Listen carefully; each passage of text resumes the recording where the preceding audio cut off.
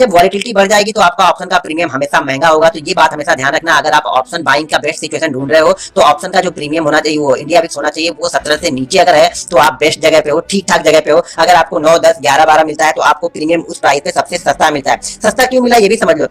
सस्ता वो इसलिए मिल रहा है कि उस समय मार्केट में कोई न्यूज नहीं है, मार्केट में कोई होप नहीं है, इसलिए वो सस्ता मिलता है। और उसके बाद सडनली कोई मार्केट में वॉलेटिलिटी बढ़ती है तो आपका प्रीमियम जो काफी तेजी से ऊपर की तरफ यहाँ पे इंक्रीज होते हुए दिखेगा। लेकिन अगर आप वॉलेटिलिटी पहले से वॉलेटिलिटी मार्केट को मालूम है कि मार्केट में ये डर है, मार्केट गिर सकता है या मार्केट बहुत तेजी से बढ़ सकता है, अगर मार्केट में ये एज्यूम करके रखा हुआ है तो वॉलेटिलिटी यहाँ पे बढ़ जाएगी। वॉलेटिलिटी 17 से नीचे है तो हमारे लिए ऑप्शन ठीक ठाक है। अगर वो 15 से नीचे है तो बेस्ट है ऑप्शन बायर के लिए। अगर वॉलेटिलिटी 22, 23, 19 चल रही है तो बेस्ट है ये ऑप्शन सेलर के लिए।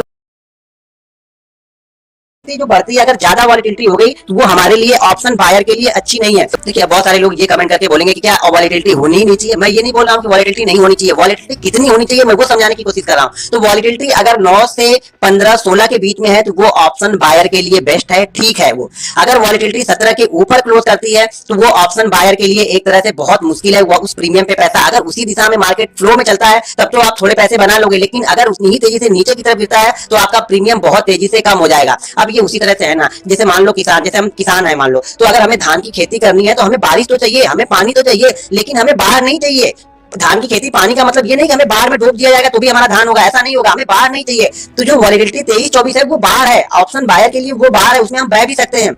तो इसलिए कभी भी जब वॉलेटिलिटी 18, 19 के ऊपर जाए तो आप ऑप्शन अगर बायर है तो या तो अपनी क्वांटिटी को कम कर दो। आप क्वांटिटी अगर आप रोज 100 करते हो तो 20 करो, या फिर आप ऑप्शन को बाइंग ही मत करो, शांति से बैठो, मार्केट को देखो। मार्केट को देखने और समझने में भी मजा है, मार्केट को देख के समझ के भी आप चीजों को एनालिसिस कर सकते हो। जरूरी नहीं है कि हर ट्रेड में हमें यहाँ पे घुसना ही है, चीजों को देखना और समझना भी आना चाहिए। तो एक बार फिर से अगर आप देखिए ये चीजें यूज करके आप अपने ऑप्शन को ये समझ सकते हैं कि ऑप्शन यहाँ पे महंगा है या सस्ता है। वॉलेटिलिटी आप देख के चार्ट पे इंडिया विक्स की वॉलेटिलिटी देखिए और उसको देख के आप ये अंदाजा लगा सकते हैं कि वॉलेटिलिटी कहाँ पे चले। देखिए हमारी वॉलेटिलिटी कितनी बढ़ चुकी है, कल के सेशन में पिछले 3-4 दिनों में देखिए वॉलेटिलिटी कितनी बढ़ी है। अगर हमने ऑप्शन यहाँ पे बाइंग किया है, ये वॉलेटिलिटी बढ़ती है तो ये हमारे लिए बेनिफिट है, लेकिन हम ऑप्शन यहाँ पे जाके बाइंग करने वाले हैं तो ये हमारे लिए नुकसानदायक है। हमारे लिए वॉलेटिलिटी अगर हमारी रेंज के आसपास होता है, मार्केट में कुछ अच्छी या खराब मिल जाती है तो हमारे लिए बेनिफिट है। अब यहाँ पे जाके आप बाइंग कर रहे हो, इस जगह पे जाके बाइंग कर रहे हो तो हम समझ लो कि ऑप्शन बायर एक तरह से आत्मसमर्पण कर रहा है। 10 में से 8 बार आपका ट्रेड यहाँ पे खराब ही होने वाला है, क्योंकि मार्केट देखो वन वे तो जाएगा नहीं, और मार्केट थोड़ी देर अगर रुक गया, वॉलेटिलिटी थोड़ी सी कम होने लगी तो आपका जो प्रीमियम है वो बहुत तेजी से यहाँ पे गिर जाएगा। तो दोस्तों ये थी हमारी आज की वीडियो। अगर वीडियो पसंद आए तो प्लीज वीडियो पे कमेंट करके बताइएगा। अगर नहीं समझ में आ रही है